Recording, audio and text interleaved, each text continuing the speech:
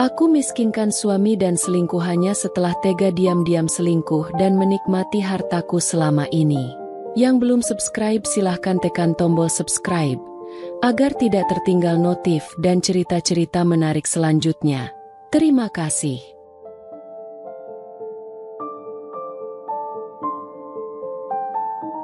Aku pikir hidupku sempurna. Aku pikir Tuhan telah mengabulkan semua doa-doaku. Aku menikah dengan Raka, pria yang kuanggap setia dan penuh kasih sayang. Dari luar, hidup kami tampak seperti dongeng yang jadi kenyataan, kisah cinta yang membuat banyak orang iri. Kami tinggal di rumah besar bergaya minimalis dengan halaman luas yang dipenuhi bunga-bunga kesukaanku. Setiap pagi, aku bangun dengan aroma kopi yang diseduh Raka, diiringi ciuman lembut di keningku. "Selamat pagi, istriku tercinta," bisiknya, membuat hatiku meleleh setiap kali mendengarnya. Raka adalah pria yang sempurna di mataku. Ia humoris, penuh perhatian, dan selalu tahu cara menghiburku saat aku merasa sedih. Setiap ulang tahunku, ia menyiapkan kejutan manis. Pernah suatu kali, ia mengisi kamar kami dengan ratusan balon merah muda, warna favoritku, sambil membawa kue dan menyanyikan lagu selamat ulang tahun dengan suara fals yang malah membuatku tertawa terbahak-bahak. "Aku nggak mau lihat kamu sedih. Hidupku nggak ada artinya tanpa senyummu," katanya sambil mengusap air mataku yang mengalir karena terlalu bahagia. Aku begitu mencintainya. Dalam mataku, Raka adalah rumah, tempatku pulang setelah hari-hari melelahkan.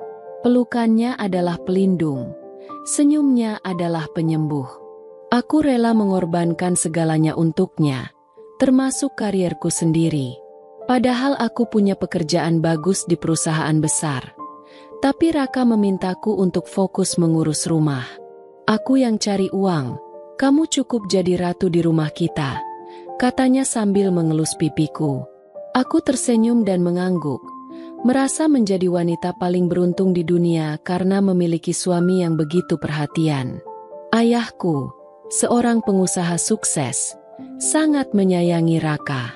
Ayah percaya padanya, bahkan memberikan modal besar untuk membangun bisnis sendiri. "Kamu suami yang baik, aku percaya kamu bisa sukses," kata ayah, menepuk bahunya dengan bangga. Raka tersenyum penuh rasa hormat, berjanji akan menjaga dan membahagiakanku selamanya. Dan aku percaya setiap kata-kata itu. Aku percaya bahwa Raka adalah takdir terbaik yang Tuhan berikan untukku. Aku berdiri di sisinya saat bisnisnya merangkak dari bawah, menemaninya lembur hingga larut malam, menyemangatinya saat ia hampir menyerah. "Kita pasti bisa lewatin ini bareng-bareng," bisikku, menggenggam tangannya erat saat ia merasa gagal. "Kami memang melewati segalanya bersama, atau setidaknya itulah yang kupikirkan." Aku tak tahu bahwa aku sebenarnya berjalan sendirian, mengejar kebahagiaan yang ternyata hanya fata morgana. Aku tak sadar bahwa di balik tatapan lembut Raka, ada sesuatu yang disembunyikan dariku. Bahwa di balik ciuman hangatnya, ada racun yang perlahan-lahan merusak hidupku dari dalam. Karena dunia yang kuanggap indah ini, hanyalah kebohongan belaka awalnya.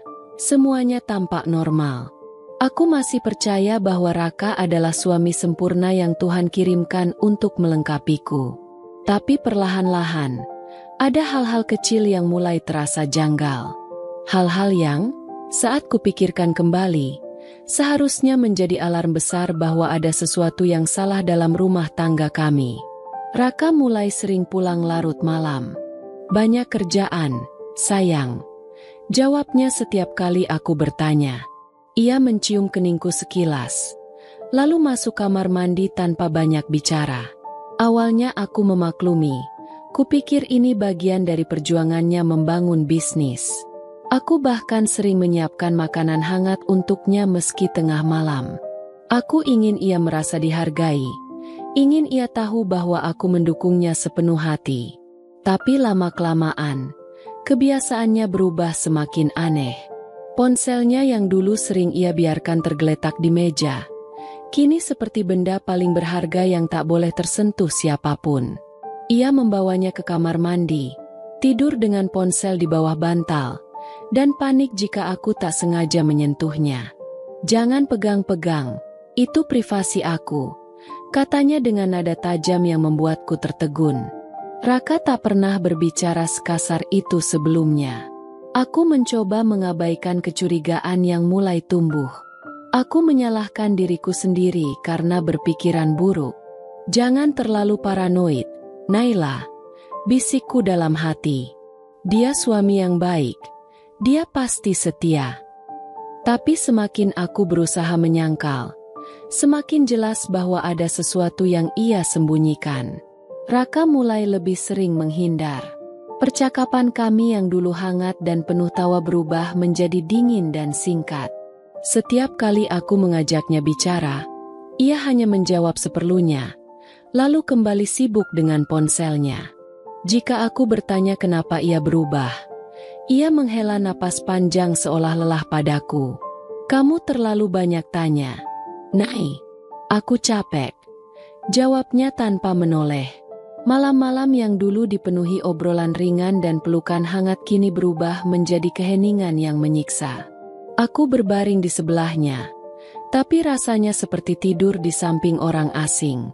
Aku bahkan mulai menghitung berapa kali dalam seminggu ia masih memelukku. Jawabannya, semakin lama semakin jarang. Aku menahan tangis sendirian di kamar mandi, menggigit bibir agar isakanku tak terdengar.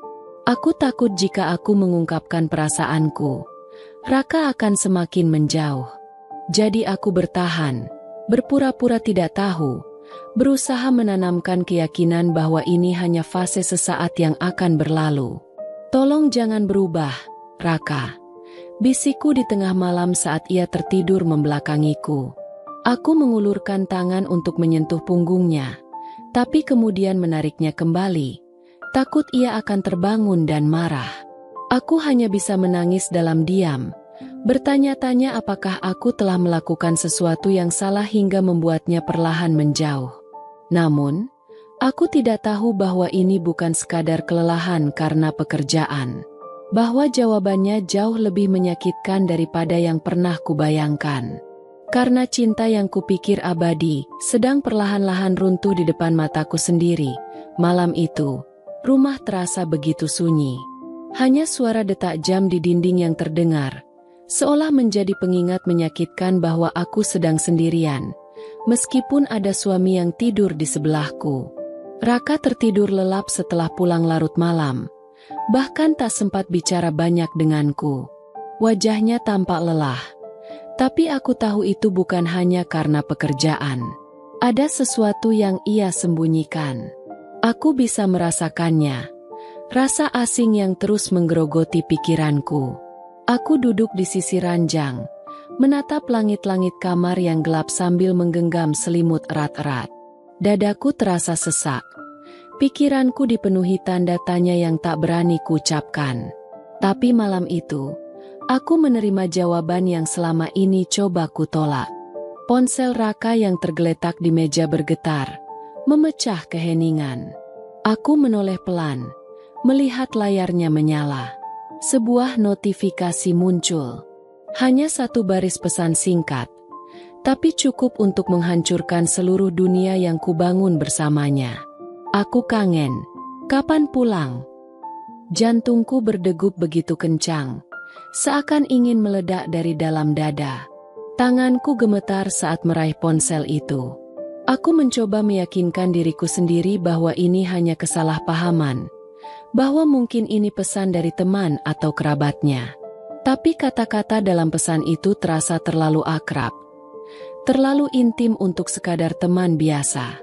Aku menelan ludah, tenggorokanku terasa kering. Jemariku bergerak panik, mencoba membuka ponselnya, tapi terkunci. Pola kunci yang dulu aku tahu, kini sudah berubah. Seolah ia sengaja membangun tembok di antara kami, menyembunyikan sesuatu yang tak ingin ku tahu. Aku menatap Raka yang masih tertidur, Napasnya teratur seakan tak ada beban sama sekali. Wajah yang dulu memberiku rasa aman kini terasa seperti topeng yang penuh kebohongan. Aku ingin membangunkannya, ingin menuntut penjelasan saat itu juga. Tapi kakiku terasa lemas. Tubuhku membeku seakan semua kekuatanku menguap begitu saja. Dalam diam, air mataku mengalir tanpa bisa kutahan. Aku menggenggam ponselnya begitu erat hingga buku-buku jariku memutih, lalu meletakkannya kembali ke meja dengan hati-hati, takut ia terbangun dan menangkap basah kecurigaanku.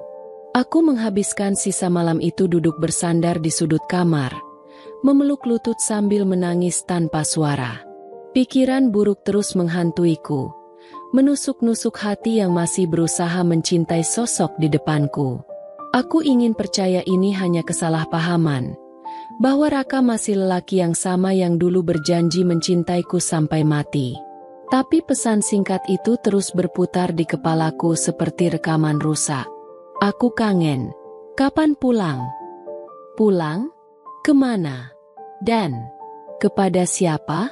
Aku merasa ada sesuatu yang salah. Sesuatu yang lebih besar dari sekadar perubahan sikap. Tapi aku belum tahu bahwa kebenaran yang akan kutemukan nanti jauh lebih menyakitkan daripada semua luka yang pernah kurasakan sebelumnya. Karena ternyata, aku telah lama kehilangan suamiku. Hanya saja aku terlalu buta untuk menyadarinya. Setelah malam panjang yang kulalui dengan air mata, pikiranku terus dipenuhi kecurigaan yang semakin tak terbendung. Setiap tatapan Raka yang dulu terasa hangat, kini bagai belati yang menusuk perlahan. Aku mencoba mengabaikannya, mencoba meyakinkan diri bahwa ini semua hanya pikiran buruk yang kubuat sendiri. Tapi hati kecilku terus berteriak, ada sesuatu yang disembunyikannya, dan aku tak bisa hidup dalam ketidaktahuan lebih lama lagi. Suatu pagi, saat aku menyajikan sarapan seperti biasa, Raka duduk di meja makan sambil memandangi ponselnya. Senyum tipis muncul di wajahnya, senyum yang sudah lama tak pernah ia tunjukkan padaku. Tapi senyum itu bukan untukku. Aku harus keluar kota hari ini, katanya tiba-tiba, tanpa menatapku. Ada rapat penting sama klien besar. Mungkin pulangnya agak malam. Jangan tungguin. Aku mengangguk pelan, menyembunyikan getaran di dadaku. Hati-hati di jalan, ya. Ucapku sambil memaksakan senyum, padahal hatiku seperti dihancurkan berkeping-keping. Begitu Raka pergi, aku langsung menghubungi seseorang, detektif pribadi yang kusewa dengan uang tabunganku sendiri. Aku tahu ini gila. Aku tahu ini menunjukkan betapa aku sudah tidak percaya pada suamiku sendiri. Tapi aku lebih takut hidup dalam kebohongan daripada menghadapi kebenaran, seburuk apapun itu. Aku ikut mengawasi dari kejauhan, menyusuri jalan yang sama dengan mobil kecil yang kusetir sendiri. Tanganku berkeringat di atas kemudi. Mataku terus terpaku pada mobil Raka yang melaju tenang di depan. Hatiku berdebar-debar. Setiap detik terasa begitu lambat. Aku berdoa dalam hati agar ini semua hanya kesalahpahaman, bahwa ia benar-benar pergi untuk rapat. Dan aku hanya istri paranoid yang terlalu berlebihan. Namun, kenyataan yang kutemukan jauh lebih kejam dari semua kemungkinan buruk yang kubayangkan. Raka tidak pergi keluar kota. Ia berhenti di kawasan elit, di depan sebuah rumah mewah yang jauh lebih besar dari rumah kami. Aku menghentikan mobil beberapa meter jauhnya, menyaksikan suamiku keluar dari mobil dengan santai, membawa tas belanja berisi mainan anak-anak. Aku hampir tak bisa bernapas saat melihat seorang wanita muda keluar menyambutnya di depan pintu, tersenyum lebar seakan menyambut kepulangan seorang pahlawan. Dan yang membuatku benar-benar hancur adalah saat seorang anak kecil berlari ke arahnya sambil berteriak, "Papa pulang!" Raka berjongkok, mengangkat anak itu ke dalam pelukannya dengan penuh kasih sayang. Pelukan yang bahkan sudah bertahun-tahun tak pernah kurasakan lagi. Mereka bertiga masuk ke dalam rumah, meninggalkanku yang masih terpaku di dalam mobil, membeku dalam lautan luka yang tak terlukiskan. Aku menutup mulut, mencoba meredam isakan yang tiba-tiba pecah. Mataku kabur oleh air mata. Napasku tersengal seakan ada batu besar menghimpit dadaku. Dunia yang selama ini kubangun bersamanya runtuh seketika, menghancurkan semua mimpi, harapan, dan cinta yang sudah kuserahkan tanpa sisa. Aku ingin berteriak. Aku ingin keluar dan menampar wajahnya. Aku ingin menuntut penjelasan. Bertanya kenapa aku yang telah berjuang bersamanya harus dikhianati sekejam ini. Tapi tubuhku terlalu lemah, terlalu hancur untuk bergerak. Aku hanya bisa duduk di sana, menangis sendirian, sementara Raka, suami yang dulu kupikir mencintaiku, sedang menghabiskan waktunya bersama keluarga lain yang aku bahkan tak tahu keberadaannya. Dan di saat itulah aku sadar, cinta yang kupelihara dengan tulus sudah lama mati tanpa aku sadari. Yang tersisa hanya reruntuhan luka yang siap menguburku hidup-hidup. Aku pulang ke rumah dengan langkah gontai. Kaki terasa begitu berat seakan setiap langkah menarik jiwaku lebih dalam ke jurang kegelapan. Tangan gemetar saat aku membuka pintu. Dan begitu masuk, aku langsung merosot ke lantai ruang tamu. Punggung bersandar pada dinding dingin yang terasa menusuk sampai ke tulang. Air mataku jatuh tanpa bisa kuhentikan. Sesenggukan lirih memenuhi ruangan yang selama ini menjadi saksi bisu kebahagiaan palsu yang kubangun bersama Raka. Dadaku sesak, seperti ada batu besar yang menghimpit dan menghancurkan paru-paruku perlahan. Nafasku pendek, terputus-putus, seolah tubuhku sendiri berontak menolak kenyataan pahit ini. Raka memiliki istri lain dan anak. Selama 5 tahun. 5 tahun bukan waktu yang singkat. 5 tahun berarti pengkhianatan itu sudah dimulai saat aku masih mati-matian mendukungnya membangun bisnis. Saat aku menjual cincin pertunangan warisan ibuku demi menambah modal usaha. Saat aku rela bertengkar dengan ayahku sendiri yang mengkhawatirkan keputusan hidupku untuk menikah dengan Raka. Aku menyerahkan segalanya. Cinta, kepercayaan, bahkan keluargaku. Tapi baginya, aku hanya alat. Setelah sekian lama menangis tanpa suara, aku akhirnya menghapus air mata yang terus mengalir dan merangkak ke meja kerja. Dengan tangan bergetar, aku membuka laptop dan mulai mencari jawaban. Aku butuh kepastian, meski hatiku tahu bahwa kepastian itu akan lebih menyakitkan dari apapun. Aku mencari alamat rumah wanita itu. Jari-jariku hampir mati rasa saat aku menelusuri sosial media, artikel lama, bahkan catatan pernikahan online. Setiap klik adalah luka baru yang menusuk lebih dalam. Tapi aku tak bisa berhenti. Aku harus tahu. Dan saat aku menemukannya, duniaku runtuh. Foto-foto mereka terpampang jelas. Raka menggendong seorang anak laki-laki. Wanita itu bersandar mesra di bahunya. Senyuman mereka penuh kebahagiaan yang selama ini kupikir hanya milik kami berdua. Ada foto mereka liburan ke luar negeri, merayakan ulang tahun bersama. Bahkan potret sederhana mereka makan malam di rumah sambil tertawa bahagia. Di bawah salah satu foto, ada caption yang menghancurkan sisa-sisa kekuatan yang aku punya.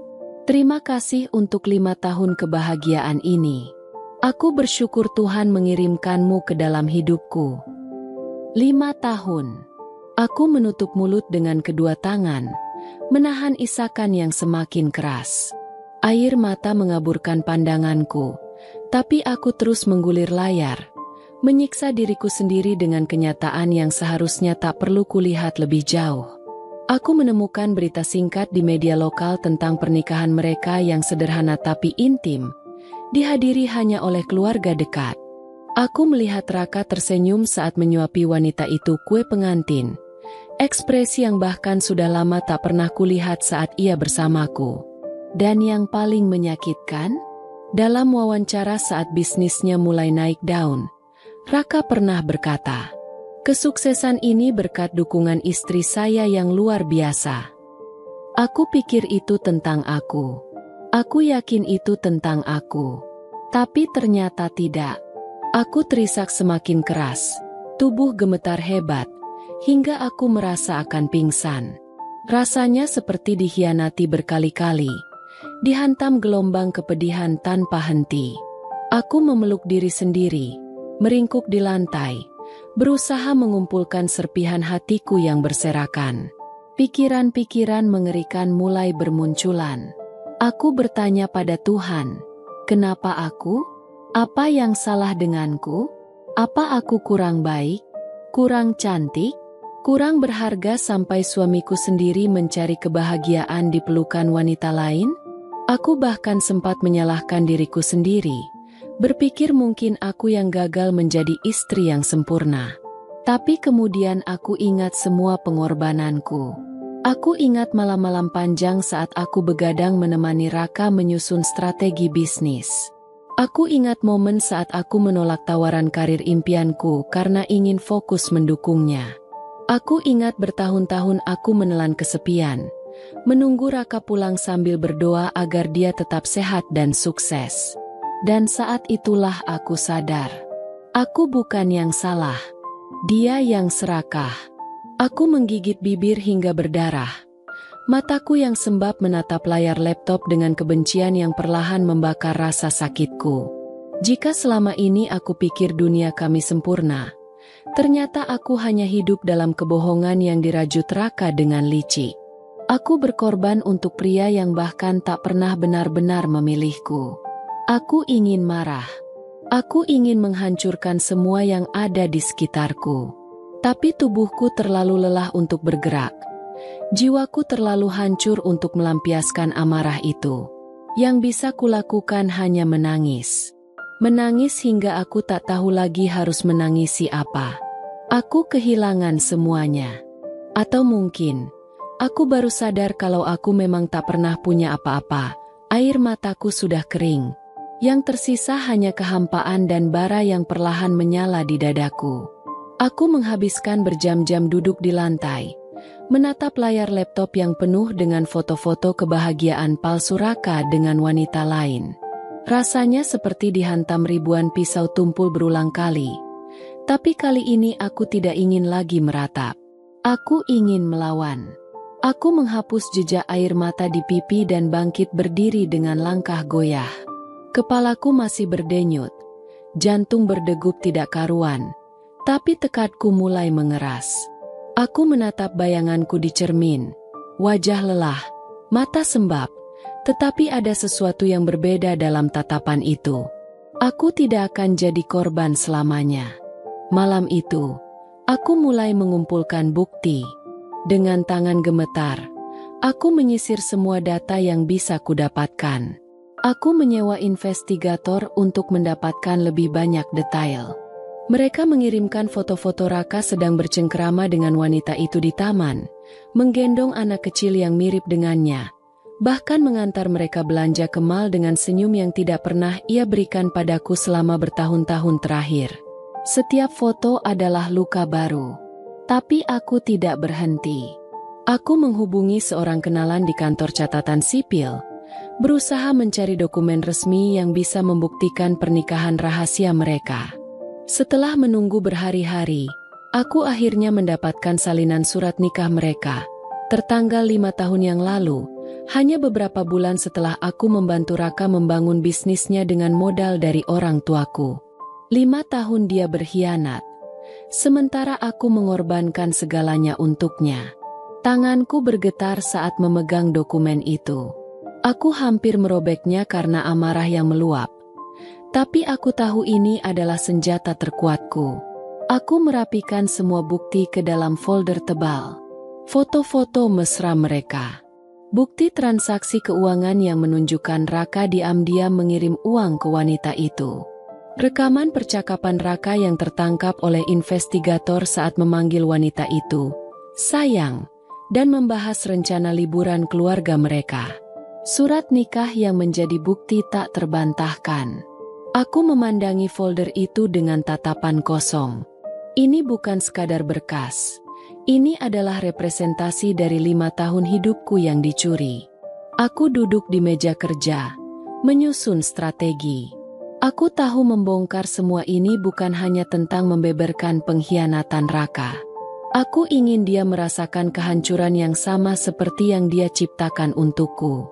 Aku ingin dia melihat bagaimana hidupnya yang nyaman perlahan runtuh seperti rumah kartu yang dia bangun dari kebohongan. Aku berjanji pada diriku sendiri, aku akan menghancurkannya. Di depan semua orang yang pernah dia tipu. Langkah pertamaku adalah orang tuaku. Mereka yang selama ini percaya pada Raka, menganggapnya menantu idaman. Aku ingin mereka tahu bahwa pria yang mereka beri kepercayaan, yang mereka bantu bangun dari nol, ternyata hanya parasit rakus yang memanfaatkan kebaikan mereka untuk membangun kehidupan ganda. Aku mengatur pertemuan keluarga. Ayah, ibu, dan adik-adikku. Aku tahu ini akan menyakitkan. Tapi aku siap. Aku duduk di ruang tamu, memegang folder bukti itu seperti senjata berbahaya. Jantungku berdegup kencang. Tetapi kali ini bukan karena ketakutan, melainkan karena adrenalin yang mengalir deras. Ini adalah langkah awal untuk mengambil kembali kendaliku. Saat keluargaku tiba, aku menatap mereka satu persatu. Ada kekhawatiran di mata ibu, kebingungan di wajah ayah. Tapi aku menahan diri, menunggu semua orang duduk, sebelum aku menghela napas panjang dan berkata, "Aku ingin kalian tahu sesuatu tentang Raka, tentang siapa dia sebenarnya." Aku membuka folder itu, meletakkan foto-foto di atas meja satu persatu. Dan saat melihat reaksi wajah mereka yang mulai berubah dari bingung menjadi syok, aku tahu, ini baru permulaan. Raka akan membayar semuanya. Sampai lunas. Aku berdiri di depan cermin, mengenakan gaun terbaikku, gaun yang pernah Raka belikan untuk ulang tahunku yang kelima sebagai istri. Aku mengelus kain lembutnya, merasakan ironi yang menyengat. Aku pernah mengira ini lambang cintanya. Ternyata ini hanya selimut tipis yang menutupi kebusukannya. Malam ini, aku akan merobek semua topengnya. Aku mengatur makan malam keluarga, mengundang kedua orang tuaku, Raka, dan adik-adikku. Aku menyusun meja dengan begitu rapi, menyalakan lilin-lilin kecil, dan menyajikan makanan kesukaan Raka, seakan ini adalah malam istimewa. Tapi satu-satunya yang istimewa malam ini adalah kehancurannya. Ketika mereka semua sudah duduk, aku mencoba tersenyum, meski hatiku bergejolak. Aku menatap wajah ayah yang penuh wibawa, ibu yang selalu lembut, dan Raka yang terlihat santai, tidak menyadari badai yang akan melahapnya. Kami makan dalam diam. Aku nyaris tak menyentuh makanan di piringku. Detik demi detik berlalu seperti bom waktu, membuat napasku makin sesak. Aku melirik folder tebal berisi bukti pengkhianatan Raka yang kusimpan di bawah meja. Jari-jariku berkeringat saat menggenggamnya. Tapi aku tahu aku harus melakukannya. Ini saatnya. Ketika makanan hampir habis dan suasana mulai tenang, aku mengangkat kepalaku, menatap langsung ke mata Raka. "Aku ingin bicara," kataku, suara serak. Raka mengangkat alis. "Ada apa, sayang? Kamu kelihatan tegang." Aku tersenyum pahit. Dengan tangan gemetar, aku meletakkan folder bukti di atas meja, mendorongnya ke tengah agar semua orang bisa melihat. Ayah mengerutkan kening. Ibu menatapku dengan bingung, sementara Raka mulai terlihat gelisah. Aku membuka folder itu perlahan. Satu persatu foto keluar. Foto Raka menggandeng tangan wanita lain di taman. Foto mereka berlibur ke pantai bersama anak kecil yang wajahnya mirip dengannya. Bukti transfer Raka ke rekening wanita itu. Dan yang paling mematikan, salinan surat nikah mereka. Ruangan yang semula hangat mendadak membeku. "Selama ini aku pikir pernikahan kita baik-baik saja," kataku, suara bergetar. "Tapi ternyata aku hanya istri pertama yang kau manfaatkan." Raka langsung pucat. Tangannya gemetar. Napasnya memburu. "Sayang, aku bisa jelaskan. Ini tidak seperti yang kamu pikirkan." Aku tertawa pendek, tawa yang pahit dan penuh luka. Jelaskan apa? Tanyaku, suara meninggi. Bahwa kau sudah menikah lagi tanpa sepengetahuanku? Bahwa kau telah mengkhianati aku dan keluargaku bertahun-tahun? Kau pakai uang modal dari ayahku untuk membangun bisnis. Lalu kau pakai uang itu untuk menghidupi istri keduamu. Ibu terisak. Ayah mengepalkan tangan. Wajahnya memerah. Rahangnya mengeras menahan amarah yang mendidih. Benar ini, Raka? Suara ayah rendah, tapi menggelegar seperti petir. Kau manfaatkan anakku dan keluargaku demi hidup mewah dengan wanita lain. Raka mulai panik. Ia menatapku, lalu beralih ke ayah, kemudian kembali padaku. Aku cuma hilaf. Sayang, aku masih cinta sama kamu. Wanita itu nggak berarti apa-apa dibanding kamu. Aku menatapnya tajam. Air mata mengalir di pipiku, tapi aku tidak lagi terisak. Yang tersisa hanya luka yang mengeras menjadi kebencian. Kalau dia tidak berarti apa-apa, kenapa kau menikahinya? Kenapa kau punya anak darinya? Aku meraih surat nikah itu, mengangkatnya tinggi-tinggi. 5 tahun. Raka, 5 tahun kau hidup dalam kebohongan ini. Kau pulang ke rumahku, tidur di tempat tidur kita, menciumku dengan bibir yang sama yang kau pakai untuk mencium dia. Aku membanting surat itu ke meja. Kau menjijikkan. Raka menangis, mengulurkan tangan untuk memegangku, tapi aku mundur seakan sentuhannya adalah racun. Maafkan aku. Isaknya. Aku janji aku bakal ninggalin dia. Aku akan kembali ke kamu sepenuhnya. Aku akan perbaiki semuanya. Aku menggeleng, menatapnya dengan dingin. Tidak ada yang bisa kau perbaiki. Aku menoleh ke ayah, yang akhirnya berdiri dengan napas memburu. Kita putus semua hubungan bisnis dengannya. Cabut semua modal yang pernah kita berikan, kataku lantang. Ayah mengangguk tegas. Mulai besok, Raka bukan lagi bagian dari keluarga ini. Raka jatuh terduduk di lantai, tubuhnya bergetar. Ia baru menyadari bahwa ia akan kehilangan segalanya. Aku, keluarga, bisnis, dan seluruh hidup mewah yang dia bangun di atas pengkhianatan. Sebelum pergi, aku berlutut di depannya dan berkata pelan, tapi tajam. Aku harap kau merasakan sakit yang sama seperti yang kau berikan padaku. Bahkan lebih.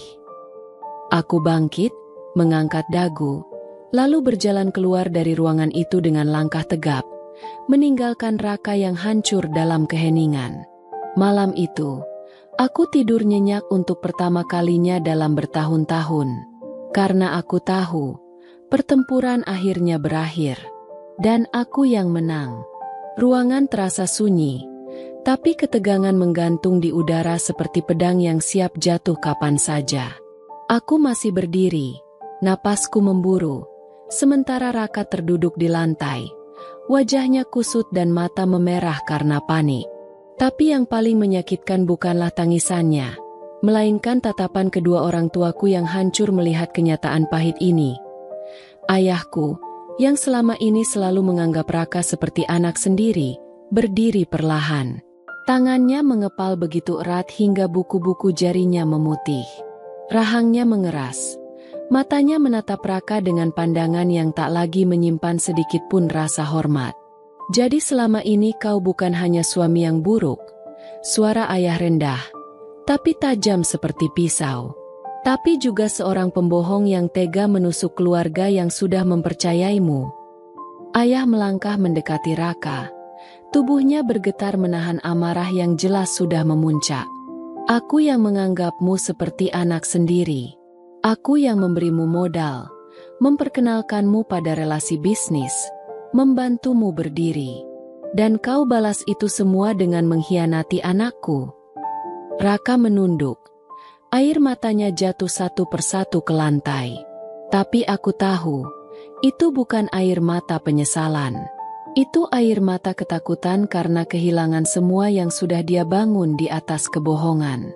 Ibu, yang sejak tadi hanya terisak pelan, tiba-tiba melepaskan sendok yang digenggamnya.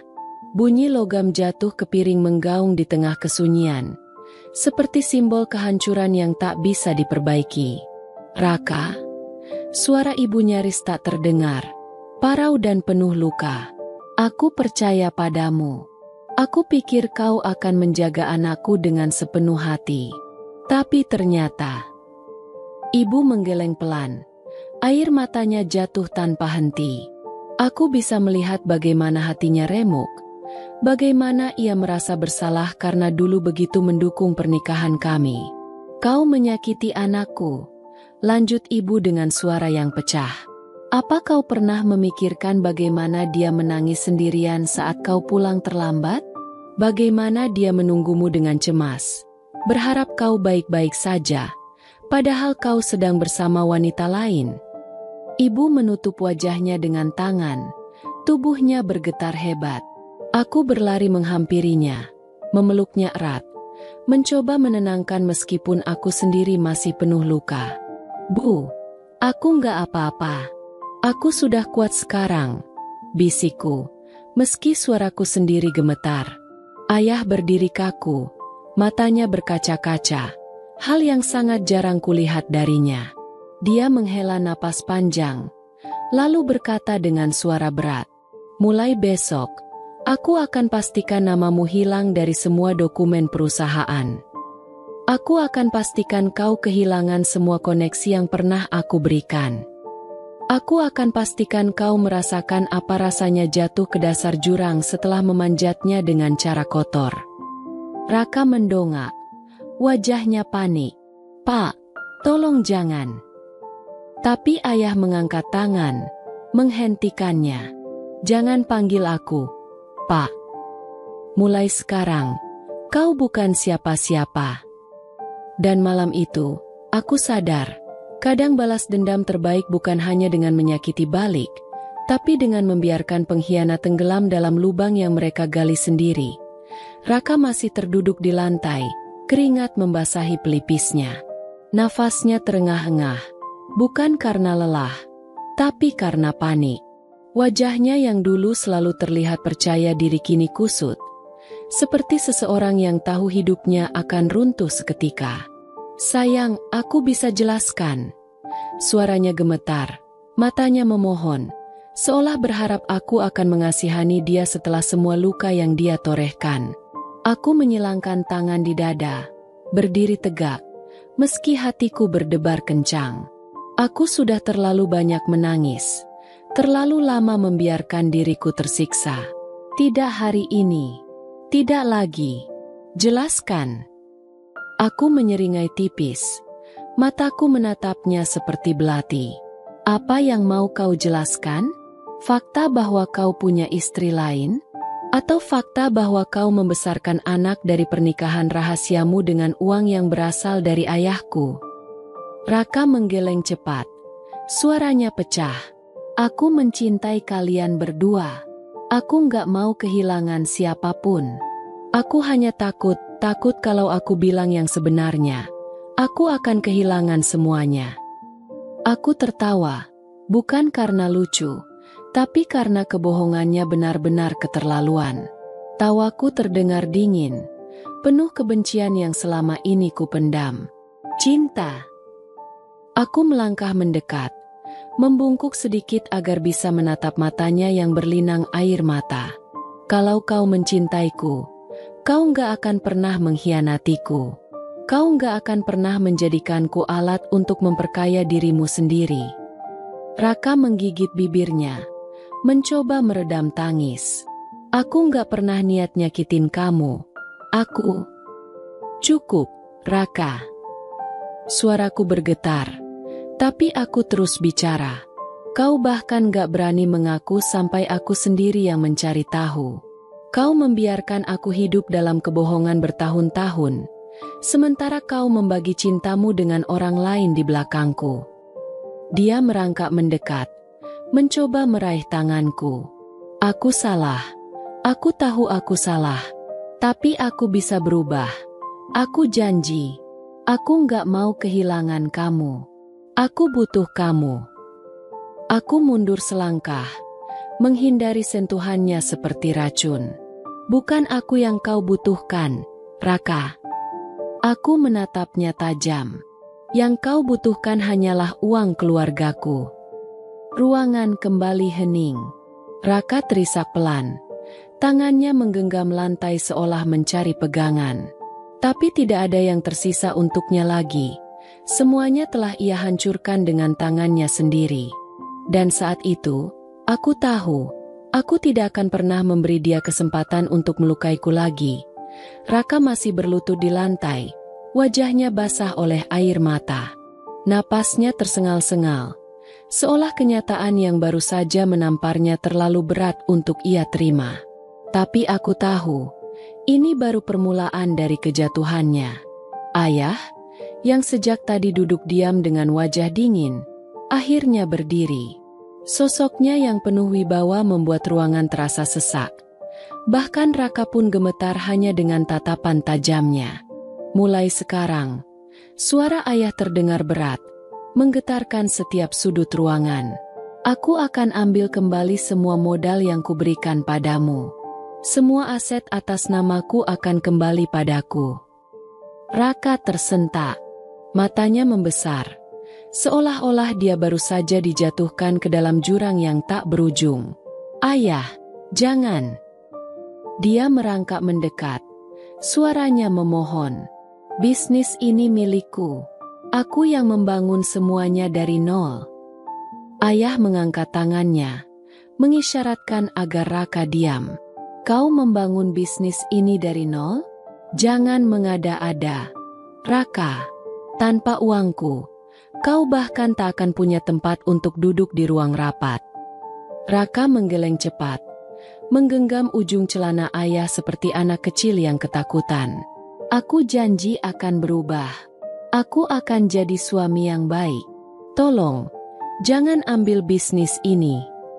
Aku menatapnya dengan sinis. Jadi suami yang baik. Aku menghela napas panjang, lalu berbisik dingin. Kau bahkan gagal jadi manusia yang baik. Ayah melirik ke arah pengacaranya yang sejak tadi berdiri di sudut ruangan. Siapkan semua dokumen. Aku ingin seluruh proses pengalihan aset selesai dalam waktu seminggu. Siap, Pak. Jawab pengacara itu tegas. Langsung mengambil berkas yang sudah mereka persiapkan jauh-jauh hari. Raka menunduk. Tangannya terkepal. Jadi, aku kehilangan semuanya? Suaranya lirih, hampir tak terdengar. Ayah hanya menatapnya tanpa belas kasihan. Apa yang kau tabur, itu yang kau tuai, Raka. Dan pada saat itu, aku melihatnya.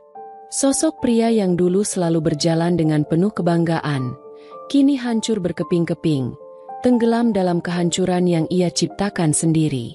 Dan jujur saja, aku tidak merasa kasihan sama sekali. Hari-hari setelah pengambil alihan bisnis berjalan seperti mimpi buruk bagi Raka.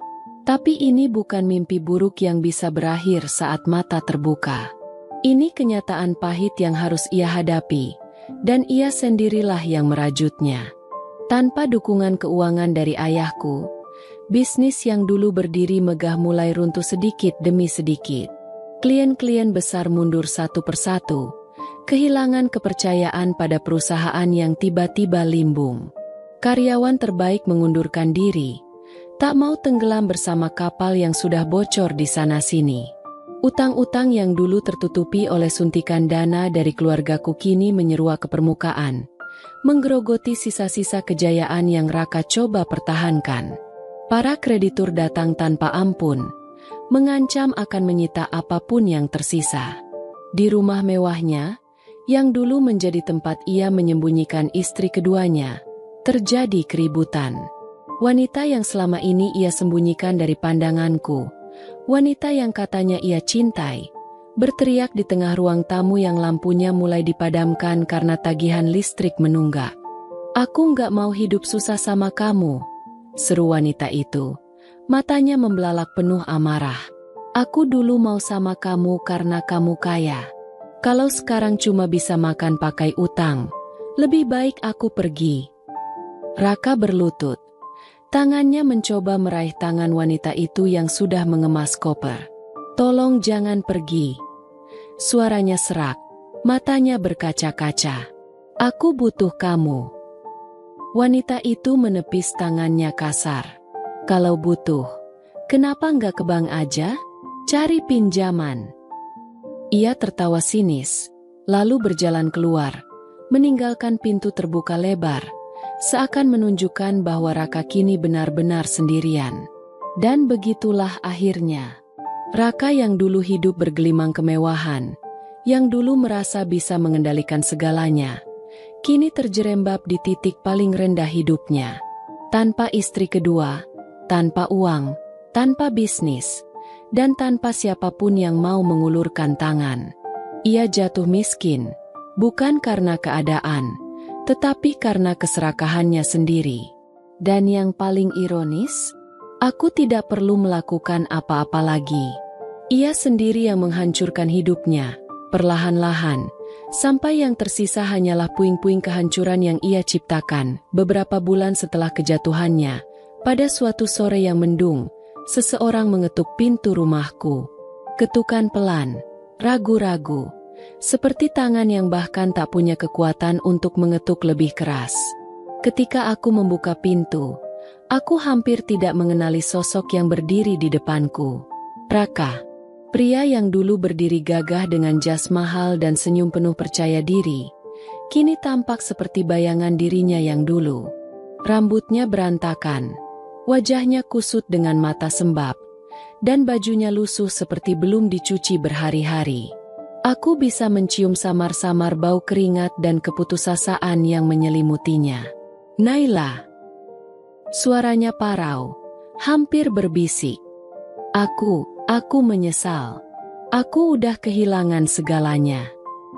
Aku menyandarkan tubuhku ke pintu, menyilangkan tangan di dada, menatapnya tanpa sedikit pun rasa belas kasihan.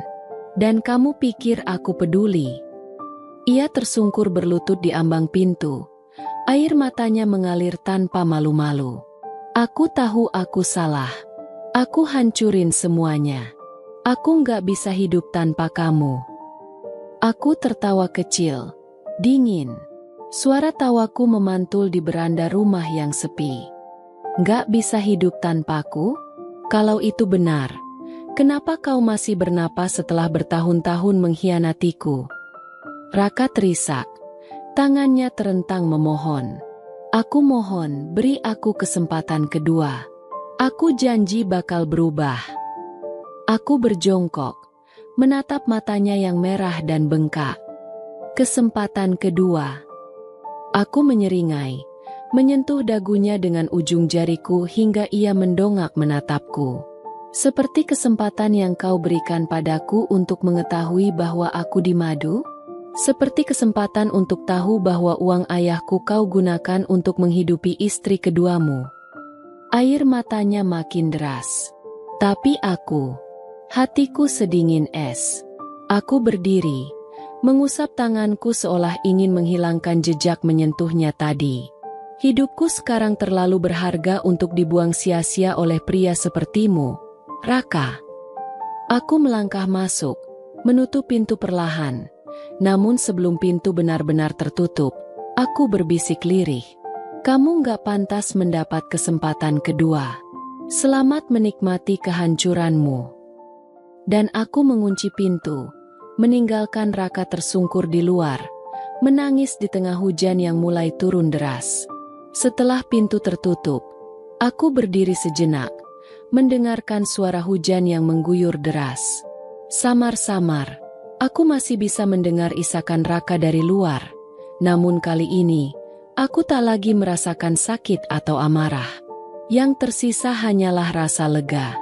Aku melangkah ke ruang tamu, di mana ibuku duduk sambil menyulam. Wajahnya teduh dan damai. Aku duduk di sampingnya, menyandarkan kepala ke bahunya seperti yang sering kulakukan saat kecil. Dia datang, Bu, bisikku. Ibu menghela napas pelan, mengusap kepalaku penuh kasih sayang. Dan kamu melakukan hal yang benar. Nak, kamu berhak bahagia tanpa bayang-bayang pengkhianatan itu. Aku tersenyum, dan untuk pertama kalinya, senyum itu terasa benar-benar tulus. Tanpa luka tersembunyi, tanpa kepedihan yang mengendap. Aku sadar, kemenangan terbesarku bukanlah saat Raka jatuh miskin atau ditinggalkan istri keduanya, melainkan saat aku berhasil membebaskan diriku dari belenggu masa lalu yang menyakitkan. Aku membangun kembali hidupku dari nol, dengan usaha dan tekadku sendiri.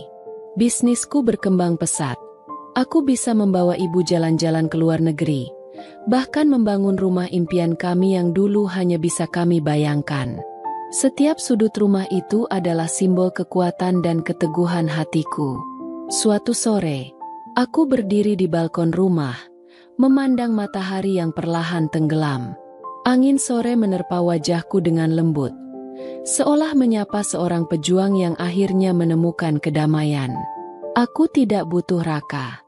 Aku tidak butuh balas dendam yang lebih dari ini. Karena kebahagiaanku sekarang adalah bentuk kemenangan yang paling menyakitkan untuknya, dan paling membahagiakan untukku. Aku yang dulu mereka sakiti, kini berdiri tegak dengan kepala terangkat tinggi. Dan tak ada yang bisa meruntuhkanku lagi. Raka kehilangan segalanya.